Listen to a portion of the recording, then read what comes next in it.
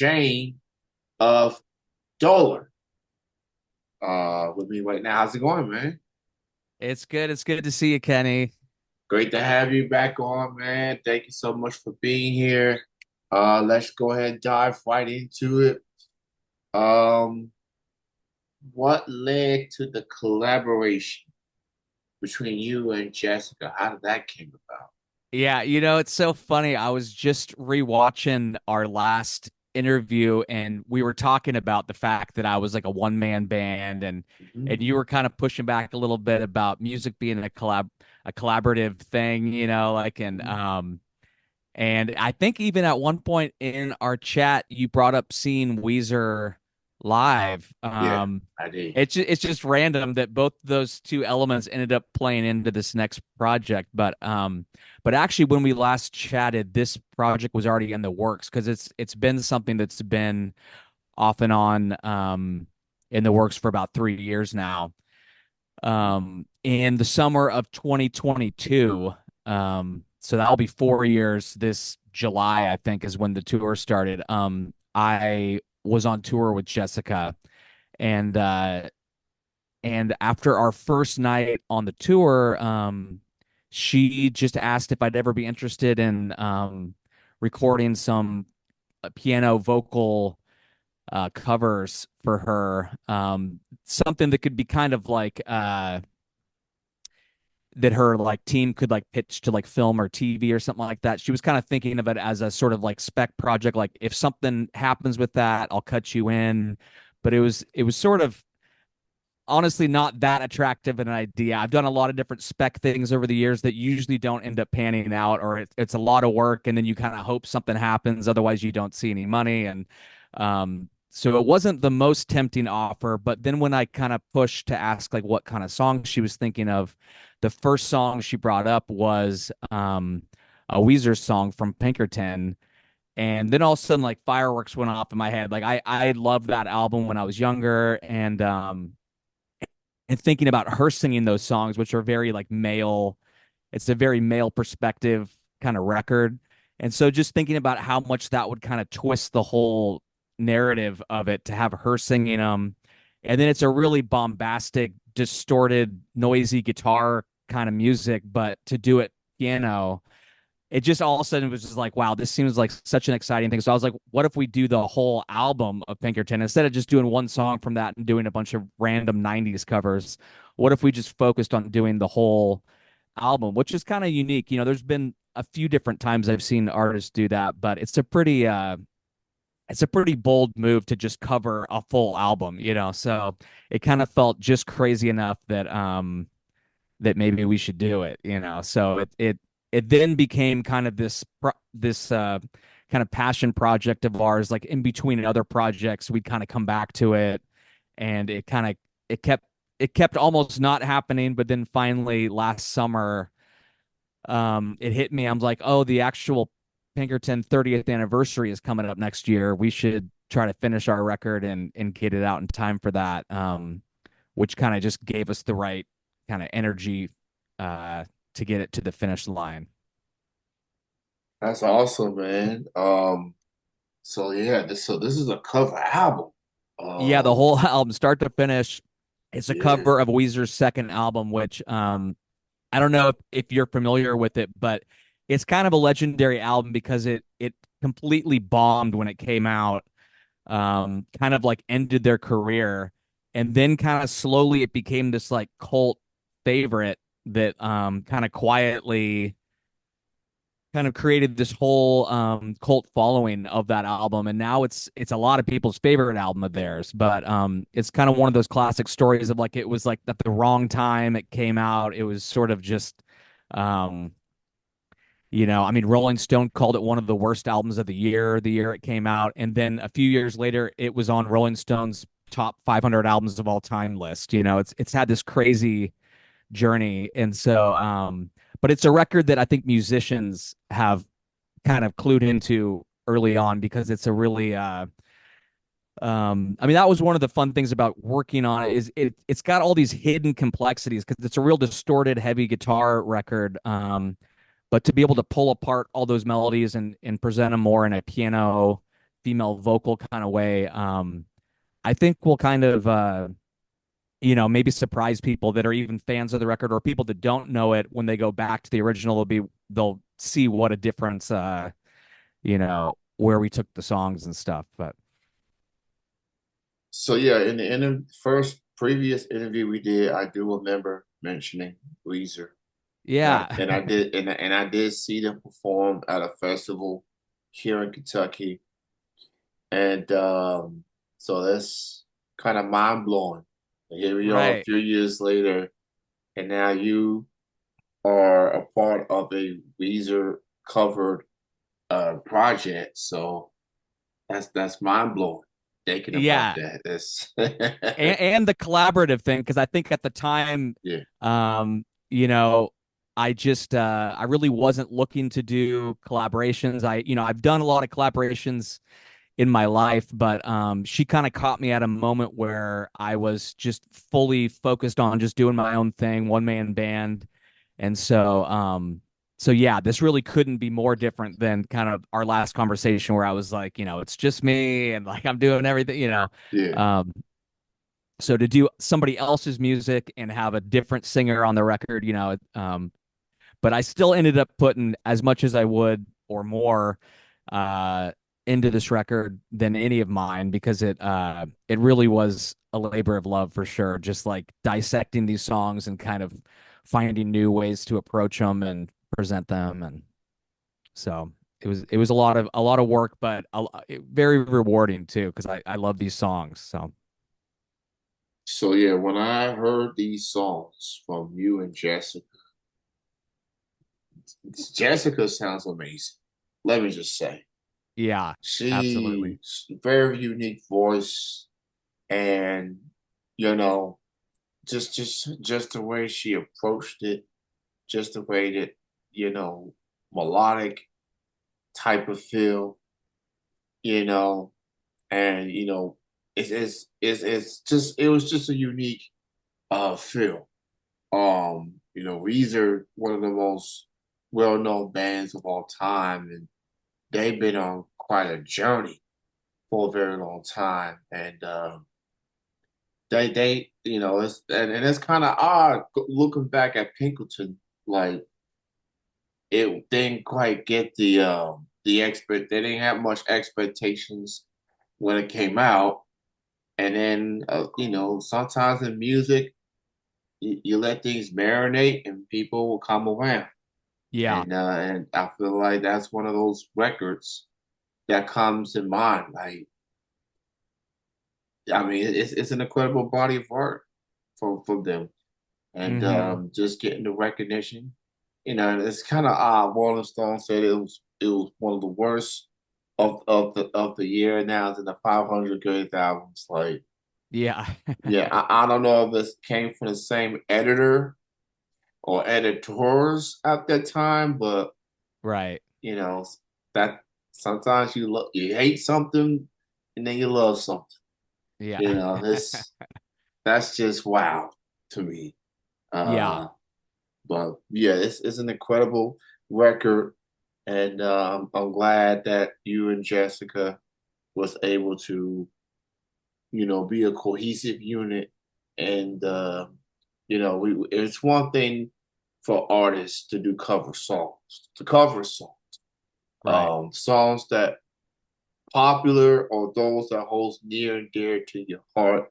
But it definitely feels something about Pinkerton when it was like, okay, we have something going here. We might as well go all the way. We might as well do something out of the norm, especially Right. for independent artists. Independent artists, for the most part, cover songs. It's an ongoing theme for a very long time.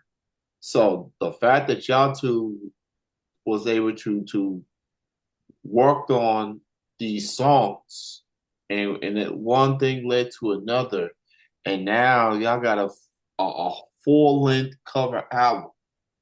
Music has a way of inspiring people, whether you're doing it on your own or whether you collaborate with like-minded artists like a Jessica.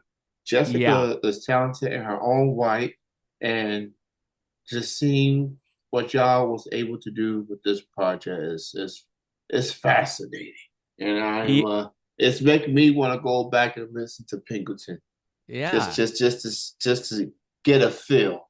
I feel like if people listen to that album, you get a feel of what direction that you and Jessica are gonna go in. So I'm definitely gonna go back and Yeah. listen And to and the and for a lot of it, it's sort of the opposite direction. It's like yeah. they have this real bombastic, amazing sound on that record, but we went real intimate and, um piano based, So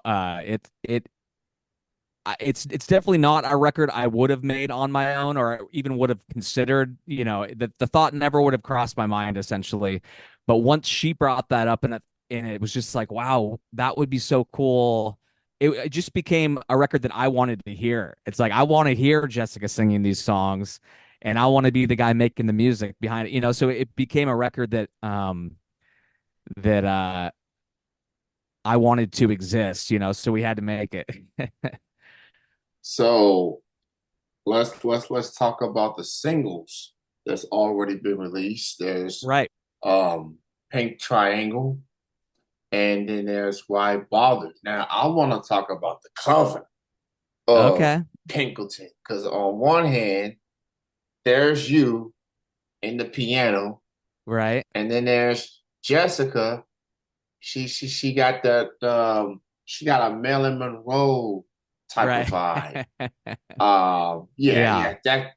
That's she got a Marilyn Monroe type of feel. Uh, Right. talk about the inspiration behind the Pinkleton album cover. Talk a little bit about the inspiration behind that. Yeah, so in the original Pinkerton album, I had it on CD back in the day, and like when you'd open up the booklet, there was a picture of the band kind of laid out like that, where it's like Rivers, the singer, playing piano, and then kind of sort of like almost out of focus. You see the other members kind of in the studio, and so I thought, it'd be kind of fun to kind of do a parody or a tribute to that kind of photo. So I essentially kind of started with it was kind of a multi-layered process. I sort of started with just sort of making a collage of me and Jessica and stuff, and then kind of applied some different like I was kind of trying to go for like that early 60s some of those early 60s jazz records or even some like bluegrass or country kind of adult contemporary early 60s where they'd kind of have that um kind of watercolor type art or something, kind of not quite cartoon but sort of like caricature art or whatever. So I was sort of trying to pull from a few different influences there, but yeah, that look that Jessica has was kind of just the look she has a very different look now, so it's like she's always changing her hairstyle and her look, so that was kind of like very much sort of 2022 2023 period of how she was kind of doing her hair and stuff. So it just kind of worked out, kind of like I'm wearing a suit, so it kind of looks like a little bit like retro throwback a little bit, but it's also a tip of the hat to the original Pinkerton band photo. So I'll have to make a post where I have them next to each other so people can kind of see that because I don't think people know that photo as well because it wasn't their album cover. But Yeah, yeah, yeah. So definitely, obviously, the album came out in the '80s, I believe, and so yeah, it kind of gives you that vibe.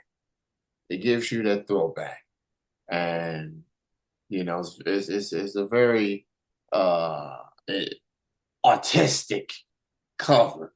Um, so yeah, so this is an incredible record, and I'm definitely looking forward to hearing this tune, hearing the whole body of work.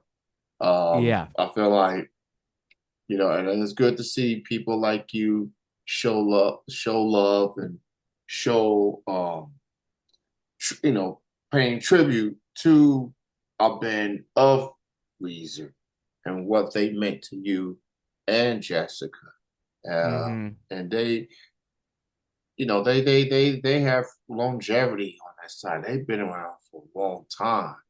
You have Mm-hmm. bands that come and go, and yet they've been able to continue. And the music industry has changed so much since they Yeah. first burst the scene. Mm-hmm. They just shown that hey, longevity is a thing, and if you just stay on course, you know people gonna come walk with you the whole way. Mm-hmm. And I'm very thrilled about this record. I'm very thrilled about it. Um, I love that.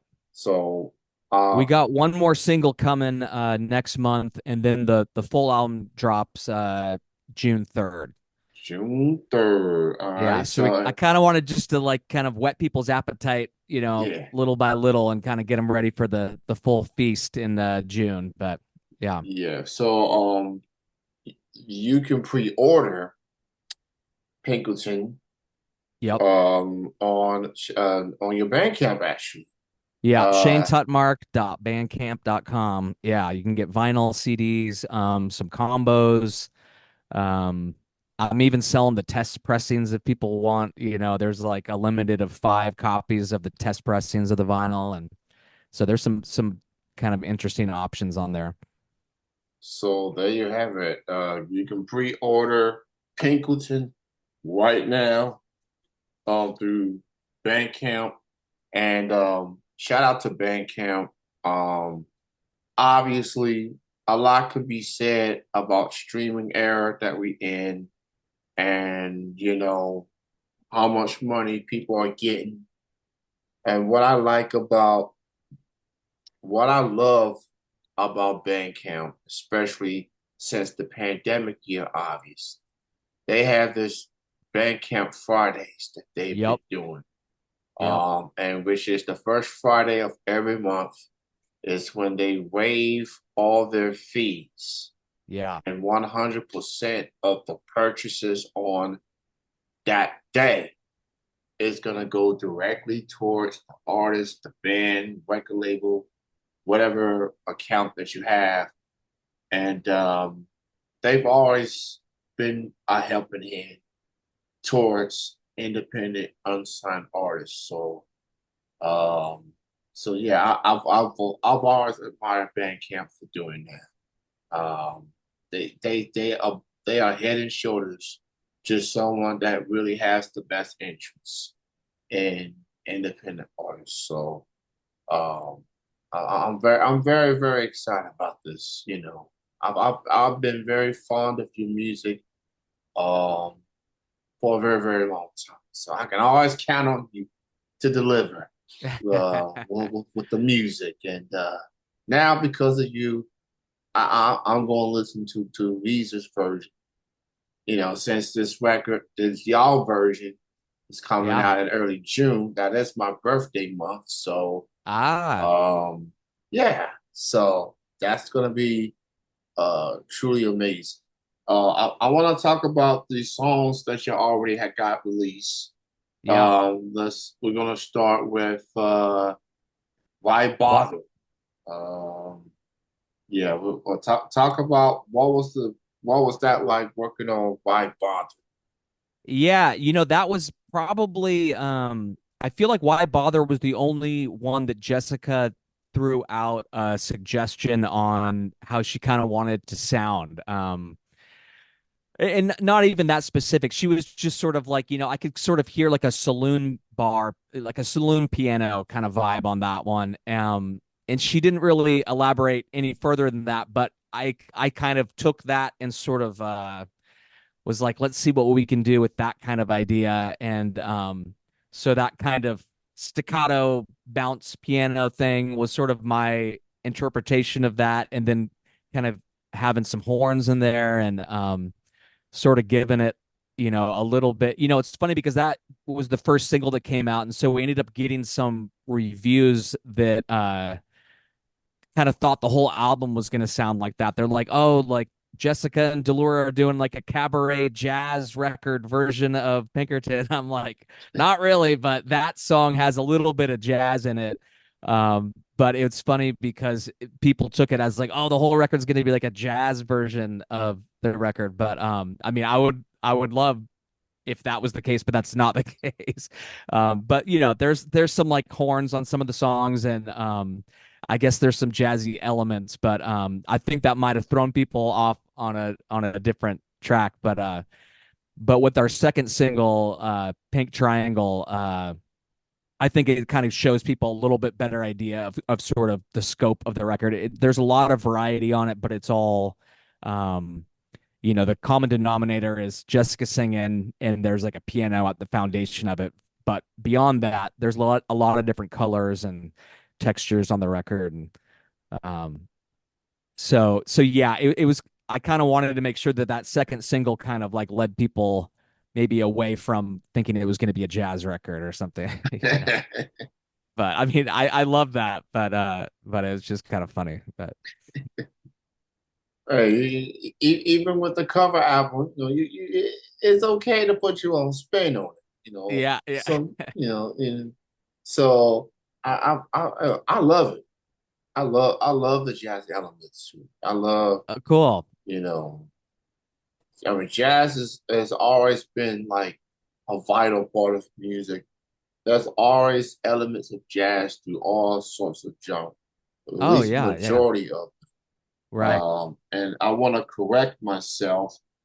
Pinkerton did not came out in the 80s. It came out September 1996. Yep, yeah. The 30th Uh, anniversary is this year. yes, Yeah. the 30th anniversary is so yeah, that's 30th anniversary is indeed 2026. So oh my goodness. And they had 10 songs on their version. So and I'm looking at the cover. So yeah, it's oh, you and Jess gonna have a lot of fun with that. Yeah. Yeah, I'm gonna have a lot of fun. I'm Oh, you're looking at seeing the song titles. Yeah. yeah, I'm looking at the song titles. I'm like, oh Yeah. yeah, that's gonna be Oh yeah. interesting. It gets into some stuff, but that's the thing about hearing Jessica sing some of these lyrics that I almost feel like if a guy was singing them today, that he'd be like canceled immediately. But there's something about hearing Jessica sing them, and she has such a great attitude to her voice, and sort of she has that kind of laid back but sort of sarcastic, and I mean there's a lot going on, you know with her voice, and so to hear her sing some of these lyrics, it just kind of takes it into a whole different place. And so yeah, I'm so excited for people to hear the whole thing, because it really is one of those rare albums that like it's like a journey from start to finish. It's like a storyline. It's like you kind of want to sit with the whole record. um so, and especially in these times when no one's listening to albums all the way through anymore, it feels like this could be a good record to get out there to kind of like point towards, the way we used to always sit there looking at the artwork and listening from start to finish, all that kind of stuff. So, Yeah. Um, we it's the short attention span of music. The TikTok and social media just selling for you don't even get to hear the whole version on most yeah, of these social yeah, media platforms. At least it's not allowed unless if you like Twitter or Instagram, you have to like buy an account or buy a verification check mark. right, right, Back then it was like you had to earn it. You had to earn that verification. Um, and but now it's like anybody can get one now, and people be like, "Oh, that's legit." Like, but yeah, it's music. We got to get back to just listening the whole way through. We have to get back to that somehow, even with the circumstances that we are in this generation. Yeah, it's kind of it kind of goes both ways though, because I think also because of that lack of attention these days, I think a lot of artists aren't making start to finish great albums either. You know, they're kind of focusing on their 4 or 5 singles, and then there's a lot of filler, you know. And I mean, and that's always been the case, but it's so rare when you hear an album where every song's a banger and every song kind of like, you know, makes more sense within the context of an overall album, you know. And so um I can't just blame the low attention span TikTokers, but I think also just the whole industry has shifted back towards like just singles, you know, the way it was like in the early 60s or the 50s or whatever, you know, before albums kind of became an important medium. But Yeah. and will they ever become an important medium again? I don't know, you know, but I still love the idea of it, you know, and for me that was how I got into music was albums, you know. And, so so yeah. Yeah, we'll see how, you know, it's just so easy these days. People can just pull a song over to a playlist and never listen to the rest of the record, you know.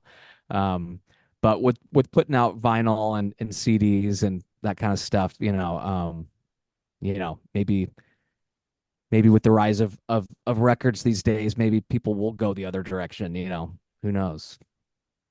I will say I do like that artists like you and Jessica are putting out vinyls for, bring gives that nostalgic feel because Hmm. people, people do like vinyl and people want to collect vinyls. And it kind of takes me back to my younger years going into my dad's office and he has like a boatload of vinyls Oh, I from love it. 60s, 70s, and 80s. He got Meatloaf in there. He got Oh, yes. Motown artists on Yeah. there. He's got Rolling Stones and Yeah. Temptations. I Oh, yeah. mean, yeah. I'm glad I came. I'm born in the 80s, raised in the 90s. Yep, me too. I've already said that the 90s it is the best decade of music in my lifetime. Um, It was it's pretty killer. Yeah. yeah, and just substance and fun and social media wasn't much of a thing back then. It was just No. cameras, phones were not even advanced. Then it No. was, it was just. I don't think most phones even had a camera. It was just No. you just had to. All you had was the throwback, the little Polo Disposable War. camera. Yeah, Yeah. yeah. Or So Polaroid. Yeah, yeah. Polo Wars. Yeah. Yep. So Yep.